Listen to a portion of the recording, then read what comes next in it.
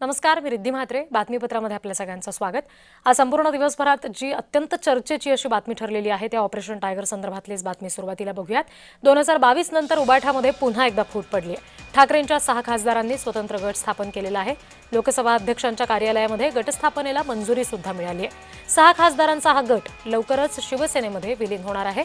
गटस्थापनेला मंजुरी मिळाल्यामुळे विलिनीकरणाचा मार्ग मोकळा झालाय.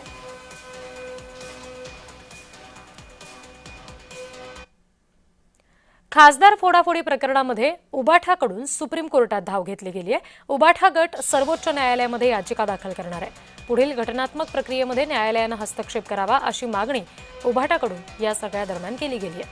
व्हीपचं पालन करणं बंधनकारक असल्यासंदर्भातले सुद्धा स्पष्ट निर्देश द्यावेत अशी मागणी सुद्धा उबाठाकडून करण्यात आली आहे.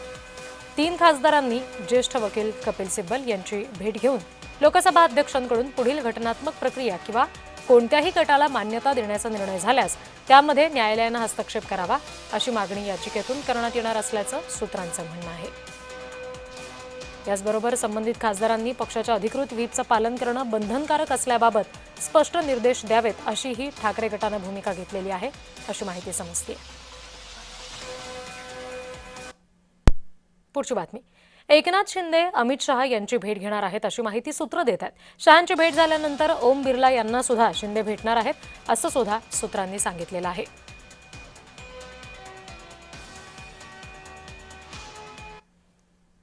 उबाठाच्या 3 खासदारांनी लोकसभा अध्यक्ष ओम बिर्ला यांची भेट घेतली. राऊत, अनिल देसाई, अरविंद सावंत यांची लोकसभा अध्यक्षांसोबत 20 मिनिटं बैठक झाली. काही खासदारांना स्वतंत्र गट म्हणून विशेषाधिकार देऊ नये असं उबाठानं म्हटलंय. शिवसेना उबाठालाच अधिकृत राजकीय पक्ष म्हणून मान्यता मिळावी अशी मागणी सुद्धा केली गेली आहे.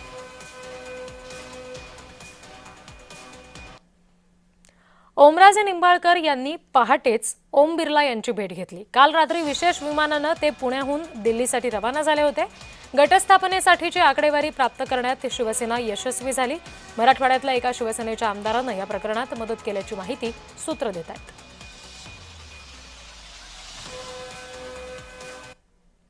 तर खासदार ओमराजे निंबाळकर यांच्याबाबत संजय राऊत यांनी खळबळजनक दावा केलाय.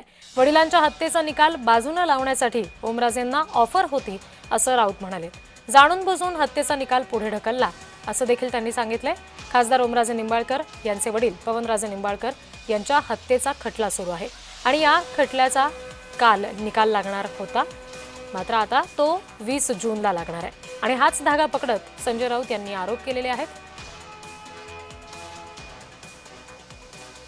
आता आमच्यापर्यंत अशी माहिती आली की पवनराजे निंबाळकरांवरती दबाव असा आहे, आपलं ओमराजेवरती, तुमच्या बाजूने निकाल हवा असेल तर आमच्या गटामध्ये सांगितलं, आम्ही तुम्हाला हवा तसा निकाल देतो.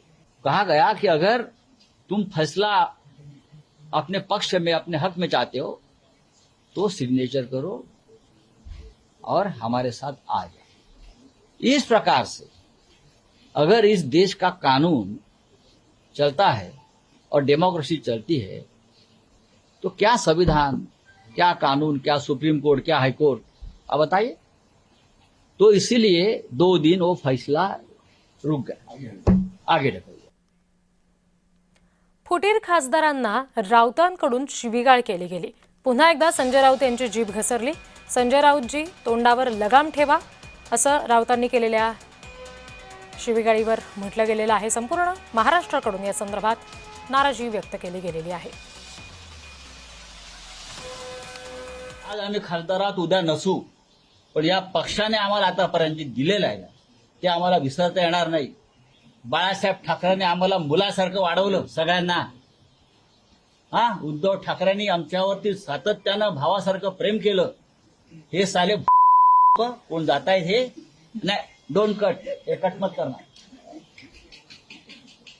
ये लोग जो है बेईमान लोग है, ये बेईमान है और बेईमानी उनके खून में है, ऐसा अब लगने लगा है. मैं किसी पार्टी का और किसी व्यक्ति का नाम नहीं ले रहा. मातोश्रीवरील बैठकीमध्ये खासदारांनी मुलाबाळांच्या शपथा घेतल्या असं राऊत म्हणाले. एका खासदारानं 4 वेळा साईबाबांची शपथ घेतली असं सुद्धा राऊतांनी नमूद केलं. शपथा घेतल्यावर विश्वास ठेवणं अनिवार्य होतं अशी प्रतिक्रिया सुद्धा संजय राऊत यांनी दिली. तर शपथा घेऊन पक्ष वाढवता येत नाही असं भाजप प्रवक्ते नवनाथ बन यांनी म्हटलं आणि राऊतांना टोला लगावलाय.